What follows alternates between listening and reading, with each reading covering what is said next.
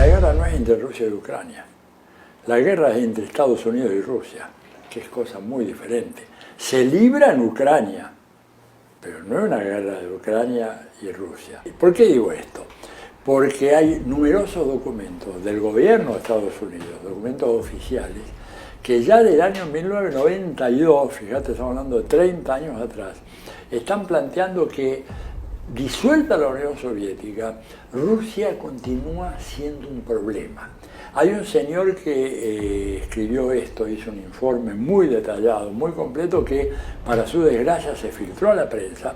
El señor se llama Paul Wolfowitz, probablemente algunos de los telespectadores más ilustrados del tema lo conocerán, en donde él en el año 92 sacó un informe confidencial que se filtró y lo tomó el New York Times, en donde él decía: nosotros tenemos que seguir combatiendo a Rusia, no importa que ya no sea comunista, no importa que sea capitalista. Y él decía: Rusia es demasiado grande, demasiado rica, tiene demasiado petróleo, demasiado gas, demasiada agua, demasiada tecnología, tiene un armamento nuclear equivalente al nuestro, y por lo tanto cualquiera que sea su régimen político va a ser un obstáculo para el interés nacional de los Estados Unidos y para nuestras posiciones en Eurasia y fundamentalmente en Europa Oriental.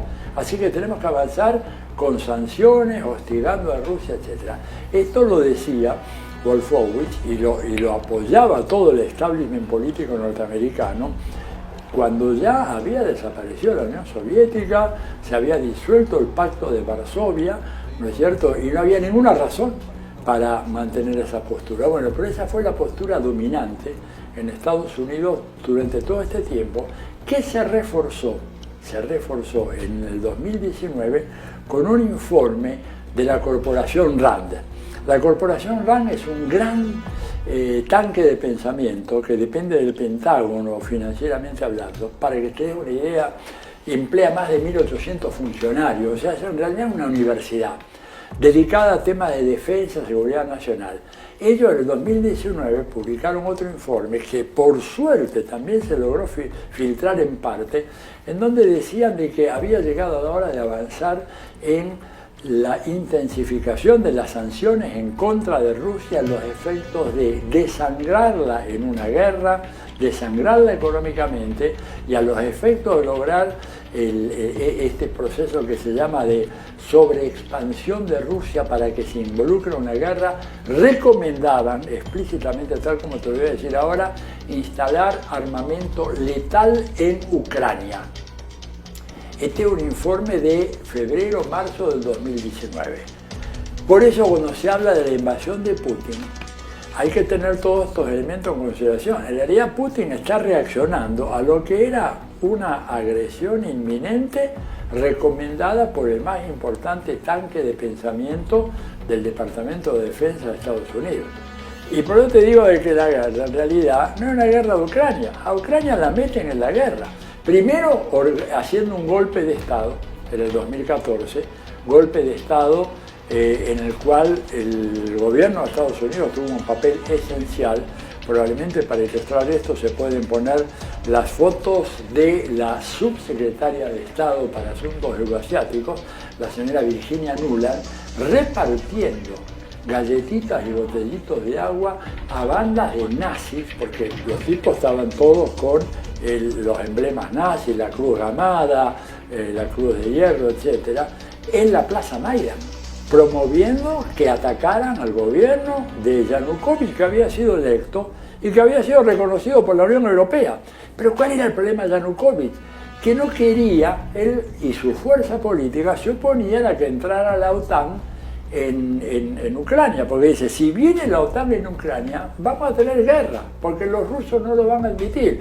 Y el tipo decía, y esto lo reprodujo después Putin varias veces: un misil instalado en Ucrania llega a Moscú en 5 minutos. Entonces Estados Unidos jamás admitiría que le pusiéramos en Tijuana, esto lo dijo Putin, en Tijuana una batería de misiles que pudieran llegar a Los Ángeles o a San Francisco en 5 minutos. Estados Unidos lo admite. Ahora, ¿por qué lo debe admitir Rusia? ¿Por qué lo debe admitir Rusia? Y por eso creo que toda la prensa occidental que ha dejado de ser periodismo, te lo digo con mucho dolor. Cuando uno lee los grandes medios, gráficos o televisivos, te das cuenta que son puras operaciones de propaganda, donde no hay un gramo de verdad.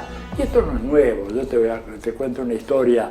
Cuando se bombardea Hiroshima, el New York Times manda a su columnista estrella, que el nombre se me fue en este momento, ¿verdad?, a ver qué había pasado en Hiroshima. Y el tipo manda un informe diciendo que no hay rastro de radioactividad en Hiroshima. Y eso lo publican en primera plana el New York Times el día 8 de agosto de 1945, 2 días después de que tiraron la bomba atómica en Hiroshima. O sea, en las guerras, como dicen los periodistas avesados, la primera víctima es la verdad. Y eso es lo que ha pasado acá. Entonces, claro, es decir, cuando Putin plantea, y lo planteó en el 2007 en una conferencia de seguridad europea, él dijo, ¿qué es lo que no se entiende? ¿Por qué Rusia no tiene que aceptar, ¿verdad?, que le instalen misiles nucleares a pocos kilómetros de su frontera y Estados Unidos no? ¿Por qué Rusia no tiene ese mismo derecho? No hubo respuesta. Propuso una negociación con la OTAN, no le hicieron caso. Bueno, el tipo al cabo de unos años se hartó y dijo, bueno, vamos por todo.